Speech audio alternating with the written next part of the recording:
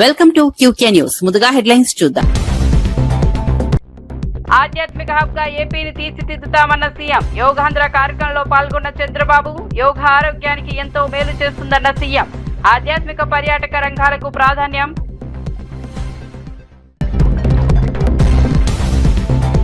నల్లగొండ పర్యటనకు సీఎం రేవంత్ సిద్ధం. రహదారి ప్రాజెక్టుకు శంకుస్థాపన చేయనున్న సీఎం. భారీ బహిరంగ సభలో పాల్గొననున్న రేవంత్. ఏర్పాట్లపై మంత్రి కోమటిరెడ్డి సమీక్ష.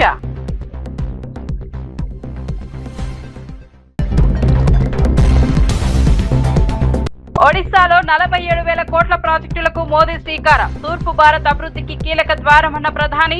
రాష్ట్రానికి 20 లక్షల కోట్లు పెట్టుబడి ప్రతిపాదనలు. ద్రౌపది ముర్ముకు జన్మదిన శుభాకాంక్షలు తెలిపిన మోదీ. రైతు కుటుంబానికి అండగా నిలిచిన కేటీఆర్. ఆత్మహత్య చేసుకున్న రైతు కుటుంబానికి 3 లక్షల సాయం. రైతు సమస్యలు పరిష్కరించాలని ప్రభుత్వానికి డిమాండ్. రైతు బీమా పథకం పునరుద్ధరణ కోరిన కేటీఆర్.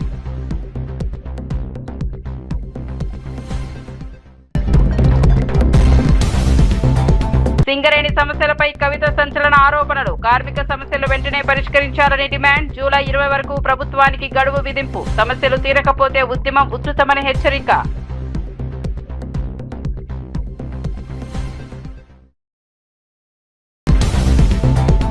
ఆంధ్రప్రదేశ్ ను దేశానికి ఆధ్యాత్మిక హబ్ గా అభివృద్ధి చేస్తామని ముఖ్యమంత్రి చంద్రబాబు నాయుడు అన్నారు. అంతర్జాతీయ యోగా దినోత్సవం సందర్భంగా అమరావతిలోని ఉండవల్లి గుహాల వద్ద నిర్వహించిన యోగాంధ్ర కార్యక్రమంలో ఆయన పాల్గొన్నారు. ప్రముఖ యోగా గురువు బాబా రామ్దేవ్ ఆధ్వర్యంలో నిర్వహించిన యోగా సాధనలు నిర్వహించారు. ఈ సందర్భంగా యోగా వల్ల కలిగే శారీరక మానసిక ప్రయోజనాలను రామ్దేవ్ బాబా సీఎంకు వివరించారు. యోగా భారతీయ సంస్కృతికి ప్రతీక అని, ప్రపంచవ్యాప్తంగా దీనికి ఆదరణ పెరుగుతోందని చంద్రబాబు పేర్కొన్నారు. ఆరోగ్యవంతమైన సమాజ నిర్మాణంలో యోగా కీలక పాత్ర పోషిస్తోందని చెప్పారు. ఆధ్యాత్మిక ఆరోగ్యం, పర్యాటక రంగాల అభివృద్ధికి ప్రభుత్వం ప్రత్యేక ప్రాధాన్యమిస్తోందని వెల్లడించారు. Every year we'll celebrate, we'll showcasing. Why the future city Amaravati, sir? It's the very designation. It's very traditionally connected, and now Swamiji is here participating in all yoga events, sir. What message you would like to give to all countrymen to come to Amaravati, sir? God has given me one more opportunity. I have constructed Cyberabad. You have seen. Today, highest per capita income is Telangana. Most livable city is Hyderabad. That is brownfield city. This is greenfield city. Yes. It will be Hyderabad plus. Country will proud of it. It will be most livable city, happiest city, spiritual city, wealthiest city, and also globally it will be showcasing one of the best futuristic city. No pollution, no diesel, petrol, all these things. Everything green energy. All utilities will be taken through that. Central district cooling. It is all new concepts everywhere. Technology, best practices, innovations, everything will be new. And also Amaravati will be a knowledge hub. Sir, Baba Ramdev is with you. So how yoga play an important role in your life now? Not only my life, for everybody's life. Yeah, for the last 30 years I am watching him. I am working with him. I am telling you, 30 years. But amazing experiment he has done. He is not a guru for India. He is a yoga guru for the global community. He is no more confined to India. Now everybody is working. It will be mass momentum tomorrow. Whenever you go anywhere in the world, he is going to attract huge crowds. Sir, what is the concept of Yogaandhra? Yogaandhra, I am telling you, every home we want to take. As on today, we are all busy life. Technology has become a handy. I promoted IT. That was the 30 years back. Today I am talking data centers, AI, quantum. Quantum, Andhra Pradesh will be the hub. But at the same time, without happiness, technology cannot alone give wealth and everything. India's strength is spirituality. India's strength is family values. That we are all youngsters, people like you are all forgetting the strength of India. We have to rebuild now. నందిగామలో సంచలనం సృష్టించిన భారీ చోరీ కేసును పోలీసులు విజయవంతంగా ఛేదించారు. కాకాని నగర్లోని ఓ ఇంట్లో జరిగిన చోరీ కేసులో 2 అంతర్రాష్ట్ర నేరస్తులను అరెస్ట్ చేశారు. వారి వద్ద నుంచి సుమారు 48,58,000 విలువైన 347 గ్రాముల బంగారం ఆభరణాలు, నగదు, సెల్ ఫోన్లు, నేరానికి ఉపయోగించిన ద్విచక్ర వాహనాన్ని స్వాధీనం చేసుకున్నారు. సాంకేతిక ఆధారాలు, సీసీ కెమెరా ఫుటేజ్ సహాయంతో ప్రత్యేక బృందాలు నిందితులను గుర్తించాయి. ప్రధాన నిందితుడు శంకర్ నాయక్ పై ఇప్పటికే ఆంధ్రప్రదేశ్, తెలంగాణ రాష్ట్రాల్లో 120కి పైగా చోరీ కేసులు ఉన్నట్లు పోలీసులు వెల్లడించారు. కేసును ఛేదించిన పోలీసు బృందాన్ని నగర పోలీస్ కమిషనర్ అభినందించి అవార్డులు ప్రకటించారు. నేరాల నియంత్రణలో సాంకేతిక పరిజ్ఞానం కీలక పాత్ర పోషిస్తోందని అధికారులు తెలిపారు. రత్లావత్ శంకర్ అలియాస్ శంకర్ నాయక్, వయసు 32 సంవత్సరాలు, సుగాలి, నాగర్లబండ తాండా, వేపనగుట్ల మండలం, వనపర్తి జిల్లా. అదేవిధంగా రెండో వ్యక్తి తెనుగు అజయ్, కులం ముదిరాజ్, మైలారం గ్రామం, సంగారెడ్డి మండలం. వీళ్ళను అదుపులోకి తీసుకోవడం జరిగింది. వీళ్ళను పట్టుకొని విచారించగా గత నెల 25వ తేదీన మన నందిగామ పట్టణం కాకాని నగర్లో జరిగినటువంటి దొంగతనం కేసు ఒప్పుకోవడం జరిగింది. వీళ్ళ సమక్షంలో ఈ యొక్క 347 గ్రాముల బంగారు ఆభరణాలు, అదేవిధంగా 1,50,000 క్యాష్ని రికవరీ చేయడం జరిగింది. వీళ్ళను తదుపరి వెరిఫై చేస్తే వీళ్ళకి ఆల్రెడీ తెలంగాణ, ఆంధ్రప్రదేశ్ ప్రాంతాల్లో సుమారుగా 130 నుంచి 140 చోరీ కేసుల్లో ఈ శంకర్ నాయక్ అనే అతను నిందితుడు. అదేవిధంగా ఇతని మీద గతంలో తెలంగాణ రాష్ట్రంలో దాదాపు 4 సార్లు పీడీ యాక్ట్ కూడా పెట్టి జైలు పంపించడం జరిగింది. అదేవిధంగా A3 తెనుగు అజయ్ మీద తెలంగాణ రాష్ట్రంలో సుమారు 8 కేసులు, డ్రగ్స్ సంబంధించిన కేసులు, చోరీ కేసులు ఇతని మీద నమోదు కాబట్టాయి. ఈరోజు వీళ్ళను పట్టుకొని యాజ్ పర్ ప్రొసీజర్ ప్రకారంగా కోర్టులో ప్రొడ్యూస్ చేయడం జరుగుతుంది. వీళ్ళ నుంచి వీళ్ళను పట్టుకోవడంలో చాకచక్యం ప్రదర్శించినటువంటి మన టౌన్ సిఐ PCను, అదేవిధంగా వాళ్ళ సిబ్బంది బి మోహన్ రావు, అదేవిధంగా టెక్నికల్ SI. ఆదిలాబాద్ జిల్లా పొన్నగ్రామంలో ఆత్మహత్య చేసుకున్న రైతు పాండురంగ్ కుటుంబాన్ని బీఆర్ఎస్ వర్కింగ్ ప్రెసిడెంట్ కేటీఆర్ పరామర్శించారు. బాధిత కుటుంబానికి పార్టీ తరపున 3 లక్షల ఆర్థిక సహాయం అందజేశారు. అనంతరం మాట్లాడిన కేసీఆర్ హయాంలో రైతు సంక్షేమ పథకాల వల్ల రైతుల ఆత్మహత్యలు తగ్గాయని గుర్తు చేశారు. కాంగ్రెస్ ప్రభుత్వం వచ్చిన తర్వాత రైతుల పరిస్థితి మళ్లీ దయనీయంగా మారిందని ఆరోపించారు. రైతుల సమస్యలను వెంటనే పరిష్కరించాలని ప్రభుత్వాన్ని డిమాండ్ చేశారు. రైతు బీమా పథకాన్ని పునరుద్ధరించాలని కోరారు. రైతులపై రాజకీయ కక్షలు తీర్చుకోవద్దని ప్రభుత్వానికి హితవు పలికారు. రైతు కుటుంబాలకు భరోసా కల్పించాల్సిన బాధ్యత ప్రభుత్వంపై ఉందని స్పష్టం చేశారు. ఈ దౌర్భాగ్యపు కాంగ్రెస్ ప్రభుత్వం వచ్చిన తర్వాత ఇవాళ కుటుంబాలు మళ్ళీ ఒకసారి 3 పిల్లలు, భార్య, చిన్న పిల్లలు, అందరు ఇంకా చదువుకుంటున్న వయసులో ఉన్నోళ్ళు, వాళ్ళందరూ రోడ్డున పడే పరిస్థితి వచ్చింది. ఎన్ని ఎకరాల పొలం ఉన్నా, ఎంత పంట కష్టపడి పండించినా, ప్రభుత్వం రైతు బంధు ఇవ్వకపోయినా ఇవాళ మరి అమ్ముకుందామంటే కూడా కనీసం కొనేటోడు లేకపోతే ఆగమైపోయే పరిస్థితి మళ్ళీ ఒకసారి వచ్చింది. అందుకే రాష్ట్ర ప్రభుత్వానికి మా పార్టీ తరఫున ఏదో కొంత సాయం చేసినాం. ఒక 3 లక్షల రూపాయల కుటుంబానికి అండగా ఉండాలని చెప్పి పాండురంగ గారి కుటుంబానికి సాయం చేసినాం. కానీ ఇది ఏ కోశాన సరిపోదు. వాళ్ళకున్న అప్పులకు, వాళ్ళకున్న అవస్థలకు కనీసం మీరు రైతు బీమా కూడా ప్రీమియం కడతలేరు. వాళ్ళ 7,000 రైతు బీమా మరి క్లెయిమ్స్ ఇంకా పెండింగ్ లో ఉన్నాయి. మీరు పైసలు కట్టలే ప్రభుత్వం. కేసీఆర్ గారు ఒక మంచి ఆలోచన చూడబెట్టిన కార్యక్రమం. ఇట్నే ఎవరైనా రైతు చనిపోతే అది సహజ మరణమైనా, ప్రమాదవశాత్తు చనిపోయినా, బలవంతపు మరణమైనా ఆ కుటుంబంకి ఏం కావద్దని చెప్పి 5 లక్షల బీమా ఇచ్చే కార్యక్రమాన్ని కేసీఆర్ గారు దేశంలో మొదటిసారి పెట్టిండు. ఇలా దానికి కూడా ప్రీమియం కట్టడానికి మీకు మనసు వస్తలేదు. ఎందుకంటే మీకు బాధ ఏమంటే రైతు బీమా అంటే కేసీఆర్ యాదికి వస్తాడు, రైతు బంధు అంటే కేసీఆర్ యాదికి వస్తాడు, 24 గంటల కరెంట్ అంటే కేసీఆర్ యాదికి వస్తాడు. మేము ప్రభుత్వానికి చేతులు జోడించి చెప్పేది, ఎలక్షన్లప్పుడు రాజకీయాలు చేద్దాం, ఎలక్షన్లప్పుడు కొట్లాడుకుందాం. ప్రజలు ఎవరిని గెలిపిస్తే వాళ్ళు కుర్చీలో కూర్చుంటారు. కానీ మా మీద కోపం ఇవాళ రైతుల మీద తీయకండి. కేసీఆర్ పెట్టిన పథకం మీకు ఇష్టం లేకపోతే పేరు మార్చుకో, ఇందిరమ్మ బంధన్ పెట్టుకో, ఇంకో బంధన్ పెట్టుకో, ఏదో ఒకటి పెట్టుకో. కానీ పైసలు ఇవ్వు, కొను, పంటలు కొను, జొన్నలు కొను, వడ్లు కొను, వెంటనే పైసలు వెయ్యు. అంతేగాని ఈ రకంగా రాచి రంపాన పెట్టి మరి ఆ కుటుంబాన్ని ఇబ్బంది పెట్టవద్దు. పాండురంగ గారి కుటుంబానికి తప్పకుండా న్యాయం చేసేదాకా వదిలిపెట్టం. నేను ఆ కుటుంబానికి మాట ఇచ్చిన. 3 పిల్లలు ఉన్నారు, చదువుకుంటున్నారు.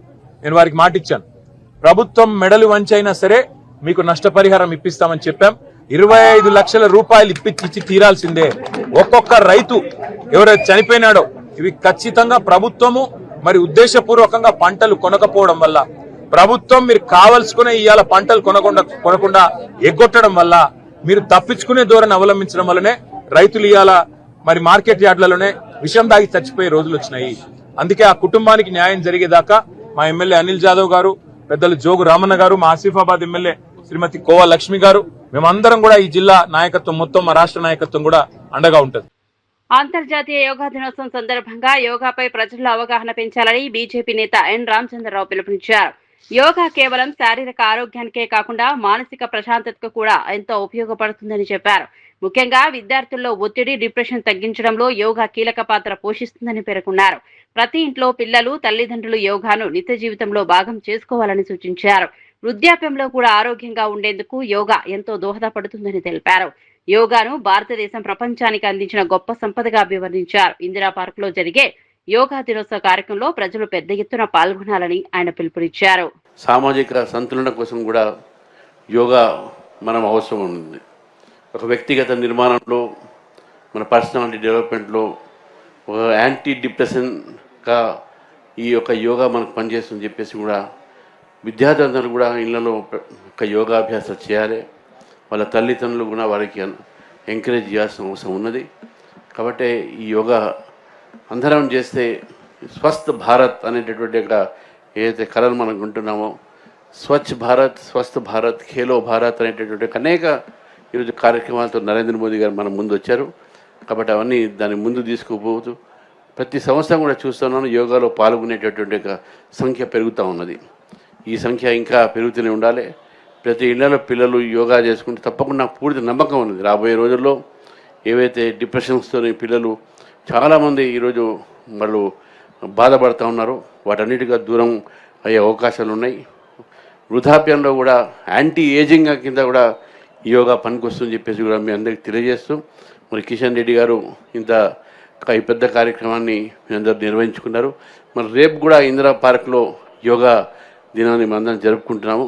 మీరు తప్పకుండా అక్కడ పాల్గొనాల్సిందిగా మీ అందరిని కోరుతూ, మరి అవకాశం ఇచ్చినటువంటి నిర్వాహకులకు నాకు ప్రత్యేకమైన ధన్యవాదాలు చెప్తున్నాను. భారత్. హైదరాబాద్ నగరంలో ట్రాఫిక్ సమస్యలను తగ్గించేందుకు అండర్ గ్రౌండ్ రోడ్ల నిర్మాణాన్ని చేపట్టనున్నట్లు మంత్రి శ్రీధర్ బాబు ప్రకటించారు. హైదరాబాద్ ఎకనామిక్ ఫోరం 2026లో పాల్గొన్న ఆయన నగరాన్ని దేశంలోని అగ్రగామి ఇన్నోవేషన్ హబ్ గా తీర్చిదిద్దడమే సీఎం రేవంత్ రెడ్డి లక్ష్యమని తెలిపారు.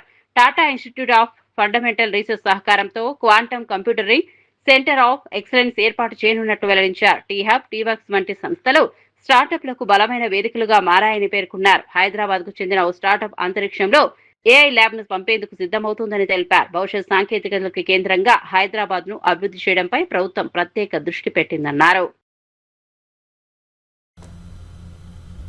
I still think that India is a young country. When you compare with the legacies of US or the European countries or with the China, which they have a solid background of a freedom country passing over 400 to 500 years. And here we are in Hyderabad, what we are discussing, what we are trying to build, especially in the Hyderabad Economic Forum, what we are trying to bring the young entrepreneurs to make the successful journeys, what the young Hyderabad Economic Forum are trying to handle the young entrepreneurs, the young innovators for tomorrow's world, and see that how we can shape ourselves for tomorrow's world. ప్రజల భూ హక్కుల పరిరక్షణ లక్ష్యంగా revenue శాఖలో విప్లవాత్మక సంస్కరణలు తీసుకొచ్చామని మంత్రి అనకాని సత్యప్రసాద్ తెలిపారు. సచివాలయంలో నిర్వహించిన మీడియా సమావేశంలో ఆయన మాట్లాడుతూ రాష్ట్ర వ్యాప్తంగా వివాదాస్పదంగా ఉన్న సుమారు 1.90 లక్షల ఎకరాల డాట్ ల్యాండ్ సమస్యను త్వరలో పరిష్కరించనున్నట్లు వెల్లడించారు. ఎన్నో ఏళ్లుగా పెండింగ్ లో ఉన్న ఈ సమస్యకు శాశ్వత పరిష్కారం చూపేందుకు ప్రభుత్వం చర్యలు తీసుకుంటోందన్నారు. గత ప్రభుత్వం భూ యాజమాన్య హక్కులపై ప్రజల్లో అనుమానాలు సృష్టించిందని విమర్శించారు. ప్రస్తుతం ప్రజలకు పూర్తి నమ్మకం కల్పించే విధంగా సంస్కరణలు అమలు చేస్తున్నామని తెలిపారు.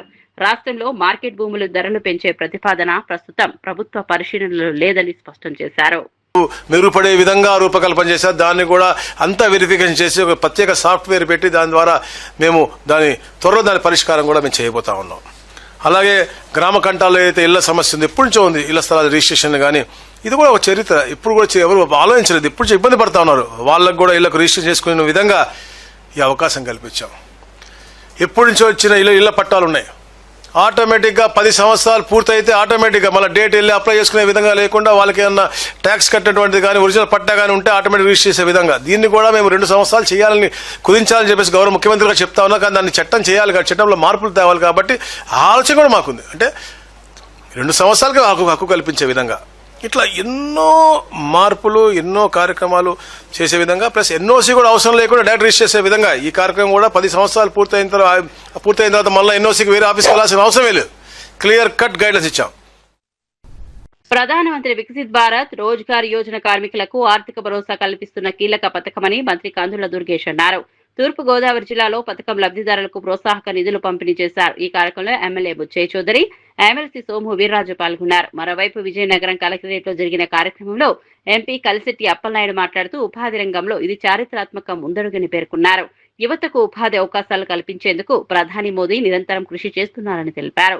పరిశ్రమలు, ఉద్యోగ అవకాశాల పెంపుతో వికసిత్ భారత్ లక్ష్య సాధనకు ఈ పథకం దోహదపడుతుందని అభిప్రాయపడ్డారు.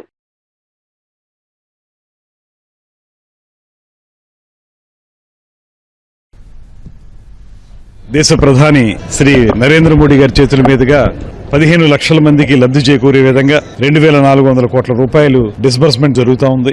ఒక పక్కన కొత్తగా ఉద్యోగంలో జాయిన్ అయిన వారికి అదనపు ఉద్యోగాలు కల్పించిన ఎంప్లాయర్స్ కి వారికి కూడా ప్రోత్సాహకాలు ఇచ్చేటువంటి కార్యక్రమం ఇది. దీనివల్ల దేశంలో ఒక పక్కన ఉపాధి కల్పన జరుగుతుంది, మరో పక్కన పరిశ్రమలు పెట్టేటువంటి వారికి ప్రోత్సాహం లభిస్తుంది. మనకి వికసిత్ భారత్ రోజ్గార్ యోజన కార్యక్రమాన్ని ప్రారంభించారు.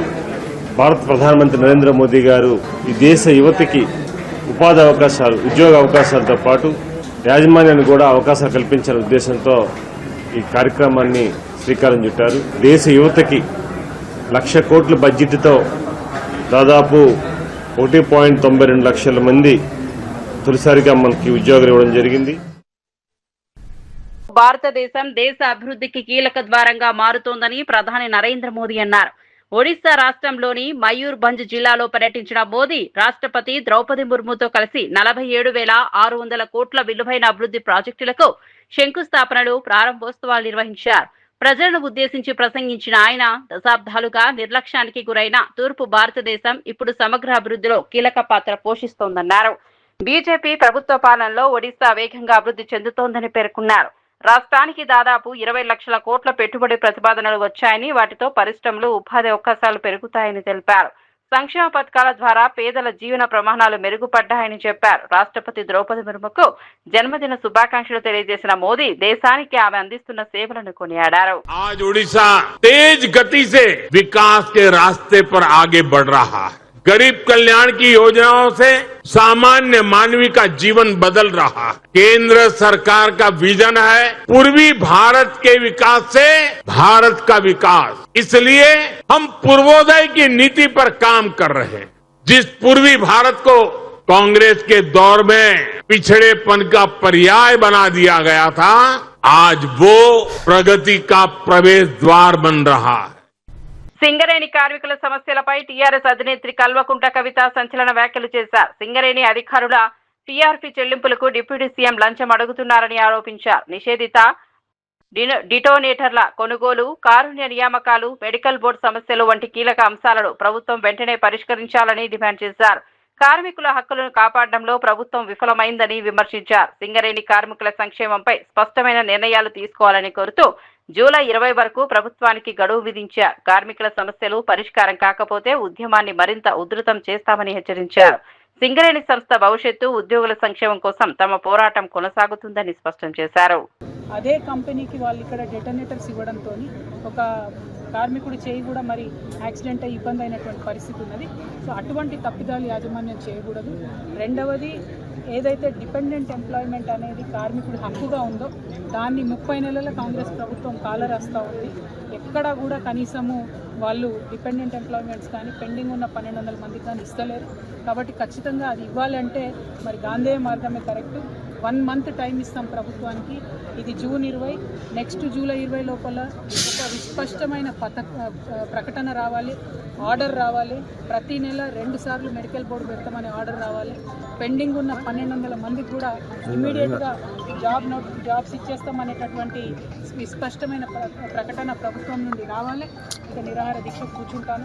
ఎట్టి పరిస్థితుల్లో కార్మికుల హక్కులు సాధించడానికి వెనకడిగేసే ప్రసక్తే లేదు.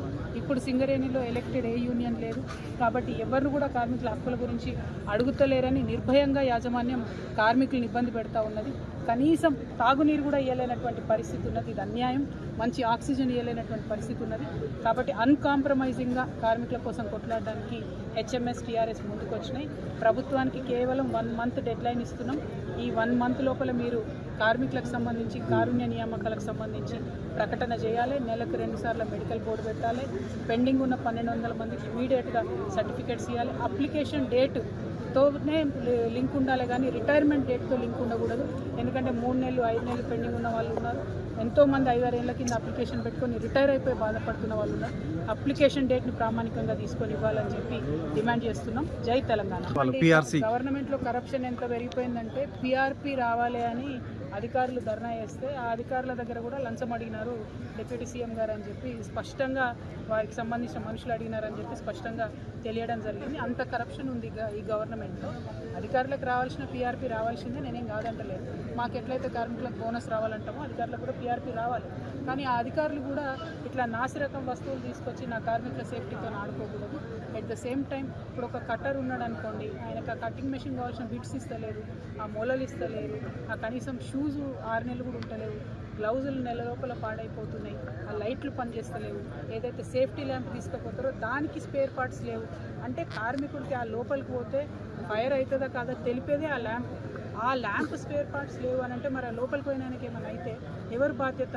ఈ బాధ్యత తీసుకోకుండా మా దానికోసం మేము ధర్నా ఇస్తామని ఆఫీసర్లు అంటే వాళ్ళ రైట్స్ కోసం కూడా మేము మాట్లాడతాం. కానీ వాళ్ళు కూడా కార్మికుల పక్షాన కొంచెం సింపథెటిక్గా ఆలోచించాలని చెప్పి ఆఫీసర్స్ నేను రిక్వెస్ట్ చేస్తూ ఉన్నాను. గవర్నమెంట్ మాత్రం డిమాండ్ చేస్తూ ఉన్నాను, మీరు బకాయిలు కట్టండి, ముందు పెండింగ్ ఉన్నాయి. 2 డిపెండెంట్ ఎంప్లాయీస్ మీద పర్మనెంట్గా మీరు సొల్యూషన్ తీసుకొచ్చి నెలకు 2 సార్లు మెడికల్ బోర్డు పెట్టాల్సిందే. అప్లికేషన్ పెట్టిన ప్రతి ఒక్కరిని కూడా అన్ఫిట్ చేయాల్సిందే. Thank you. జై తెలంగాణ. 28న ముఖ్యమంత్రి రేవంత్ రెడ్డి నల్గొండ జిల్లాలో పర్యటించనున్నారు. కనగల్లో హైబ్రిడ్ యాన్యుటీ మోడ్ ఆధారంగా నిర్మించనున్న రహదారి ప్రాజెక్టుకు శంకుస్థాపన చేయనున్నారు. అనంతరం నల్గొండ ఎన్జీ కాలేజీ మైదానంలో జరిగే భారీ బహిరంగ సభలో పాల్గొని ప్రజలను ఉద్దేశించి ప్రసంగించనున్నారు. సీఎం పర్యటన ఏర్పాట్లను మంత్రి కోమటిరెడ్డి వెంకటరెడ్డి పరిశీలించారు. జిల్లా collector B Chandrasekhar, SP Sharath Chandra పవార్లతో కలిసి సమావేశమై ఏర్పాట్లపై సమీక్ష నిర్వహించారు.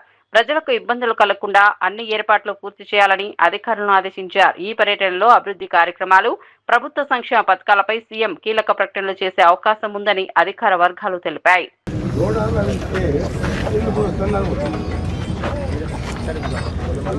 మ్యారేజ్ బాగుంది.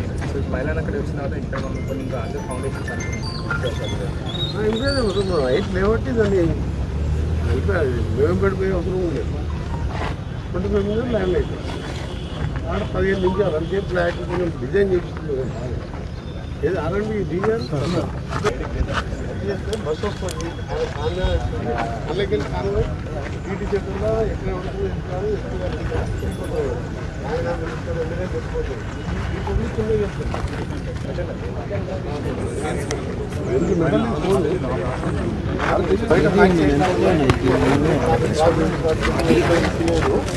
ఆ విలేజ్ బస్ చూసుకుంటాం. హాఫ్ అన్ అవర్ ముందు ట్రాఫిక్ అంతా అలో చేస్తాం. ఇక హాఫ్ అన్ అవర్ ముందు పని చేస్తాం. హాఫ్ అన్ అవర్ నిండిందాక ఎప్పుడైనా అమ్మో ఉంటుంది. ఫుల్ నిండిందాకనే వెళ్తాం. ఎందుకంటే దానికి 30-40 minutes వెళ్తాం. బ్యాగ్ అయినాకనే వెళ్తాం. హాఫ్ అన్ అవర్ ముందు ఆపేసి మొత్తం నింపుడే. కృష్ణలంక సాయి కృష్ణ లాకప్ డెత్ ఘటనపై తిరుపతిలో వైఎస్ఆర్సీపీ నేతలు నిరసన కార్యక్రమం నిర్వహించారు. మాజీ TTD chairman Bhumana Karunakar Reddy, MLA Abhinay Reddy ఆధ్వర్యంలో ర్యాలీ చేపట్టారు. ఈ ఘటనపై సీబీఐతో దర్యాప్తు జరిపించాలని డిమాండ్ చేశారు. సాయి కృష్ణ మరణానికి బాధ్యులపై కఠిన చర్యలు తీసుకోవాలని కోరారు. హోంమంత్రి రాజీనామా చేయాలని కూడా డిమాండ్ చేశారు. రాష్ట్రంలో శాంతి భద్రతల పరిస్థితిపై ప్రభుత్వం సమాధానం చెప్పాలని వైసీపీ నేతలు ప్రశ్నించారు. ప్రజాస్వామ్య విలువలు కాపాడాలంటే ఈ ఘటనపై నిక్షిప్తపాత విచారణ అవసరమన్నారు. బాధిత కుటుంబానికి న్యాయం జరిగే వరకు తమ పోరాటం కొనసాగుతుందని స్పష్టం చేశారు. యువకుడు క్రాంతి కుమార్ అనేటువంటి వ్యక్తి పురుగుల మందు తాగి ఆత్మహత్య చేసుకున్నాడు. దీనికి కారణం ఆ కృష్ణలంక సిఐ నాగరాజు అని ఆయన మరణ వాంగ్మూలంలాగా ఇచ్చి మరీ పురుగుల మందు తాగాడు. సాయి కృష్ణ అనేటువంటి యువకుణ్ణి పట్టుకొని లాడ్జీలో చిత్రహింసలు పెట్టి ఆ తరువాత ఈ నాగరాజు అనేటువంటి సిఐకి అప్పగిస్తే అతను పాశవికంగా హింసించి ఆ నాగరాజును హత్య చేసినారు. హత్య చేస్తే నిమ్మకు నీరెత్తినట్టు ఉండి సాయి కృష్ణ బూడిద కూడా అప్పగించకుండా పెద్ద గొప్పలు చెప్పుకుంటే కుదరదు. అందుకే మేము న్యాయ పోరాటం మా ప్రభుత్వం వచ్చిన తరువాత దీని వెనుక ఉన్నటువంటి బాసు బిగ్ బాసు అందరూ కూడా జైలుకు పోవటం ఖాయం. గత వైఎస్ఆర్సీపీ ప్రభుత్వ పాలనలో చేనేత రంగం తీవ్రంగా నష్టపోయిందని మంత్రి సవిత విమర్శించారు. కూటమి ప్రభుత్వం 2 ఏళ్లలో చేనేత రంగ అభివృద్ధికి అనేక చర్యలు చేపట్టిందని తెలిపారు. చేనేత కుటుంబాలకు గౌరవప్రదమైన జీవనం, ఆర్థిక భద్రత కల్పించడమే ప్రభుత్వ ప్రధాన లక్ష్యమన్నారు. అమరావతిలో నిఫ్ట్ క్యాంపస్ ఏర్పాటు చేసేందుకు కేంద్ర ప్రభుత్వం సానుకూలంగా స్పందించడం రాష్ట్రానికి శుభ పరిణామమని పేర్కొన్నారు. ధర్మవరం, ఉప్పాడ, మంగళగిరిలో చేనేత కస్టమర్లను ఏర్పాటు చేసి ఉపాధి అవకాశాలు పెంచనున్నట్లు తెలిపారు. చేనేత కుటుంబాలకు ఉచిత విద్యుత్ పథకాన్ని అమలు చేస్తున్నామని చెప్పారు. సంప్రదాయ చేనేతకు ఆధునిక మార్కెటింగ్ అవకాశాలు కల్పించి రంగాన్ని బలోపేతం చేయనున్నట్లు వెల్లడించారు. అందరికీ తెలుసండి, ఎందుకంటే రాష్ట్రం విడిపోయిన తర్వాత 14-19లో చేనేతకు ఒక స్వర్ణ యుగంలా జరిగింది. అనేక స్కీమ్స్ ఇవ్వడం జరిగింది. 19-24లో ఏం చేశారో మన అందరికీ తెలుసు. ఈ రాష్ట్రాన్ని గొడ్డలతో రప్ప నరికి ఈ రాష్ట్రాన్ని భూస్థాపితం చేశారనే విషయం తెలుసు. అందులో చేనేతలు కూడా ఒకరు. మరి ఈరోజు ఇప్పుడిప్పుడే వెంటిలేటర్ మీద రాష్ట్రాన్ని ఆక్సిజన్ లెవెల్కి తీసుకొచ్చి ఈ రాష్ట్రాన్ని ఎక్సలేటర్ మీద తీసుకెళ్లాలన్నదే ముఖ్యమంత్రి గారి ఆలోచనలు. మరి గతంలో ఏం జరిగిందో చూసాం. మరి ఇప్పుడు చేనేతలకు మరి ఉచిత విద్యుత్ అందజేస్తూ మరి 50 సంవత్సరాలకే 4000 పెన్షన్ కూడా అందజేశాం. మరి దాంతోపాటు మరి యూనివర్సల్ హెల్త్ పాలసీ తీసుకొచ్చాం. ముఖ్యంగా వాళ్ళు తయారు చేసిన వస్త్రాలు ఎక్కడికక్కడ ఎగ్జిబిషన్స్ పెట్టి ప్రైవేట్ కంపెనీ వాళ్ళతో కూడా అగ్రిమెంట్లు చేయించి మరి ప్రతి నెల ఒక ఎగ్జిబిషన్స్ పెట్టడం మొన్నటి మీరే చూశారు. మనం అసెంబ్లీలో కూడా మరి ఎగ్జిబిషన్ పెట్టాం. మరి వైసీపీ ప్రభుత్వం చేనేతలకు ఏం చేసిందో మన అందరికీ తెలుసు. అంతేకాకుండా మరి అతి చిన్న సంస్థ ఆప్కో మీద కూడా 120 కోట్లు కేంద్రం నుంచి నిధులు తీసుకొచ్చి ఆ నిధులు ఎక్కడ డైవర్ట్ చేశారో ఏం చేశారో ఇంతవరకు అధికారులు కూడా ఆదేశించాం. మరి ఎంక్వైరీ జరుగుతూ ఉంది. మరి ఆ అప్పు కూడా ఈరోజు మేమే కడుతున్నాం. ఈరోజు చేనేత సొసైటీలకి ఇన్ టైంలో డబ్బులు ఇవ్వలేకపోయామంటే మరి అవన్నీ స్ట్రీమ్ లైన్ చేసుకుంటూ ఆ అప్పు కట్టుకుంటూ మళ్ళీ ఈరోజు చేనేత సంఘాలందరికీ పేమెంట్ చేసుకుంటూ వస్తున్నాం. వైసీపీ పార్టీ చేనేతలకే కాదు ఈ రాష్ట్రాన్నే భూస్థాపితం చేసేసింది. ఇవి బులెటిన్ విశేషాలు. మరో బులెటిన్లో మళ్ళీ కలుద్దాం.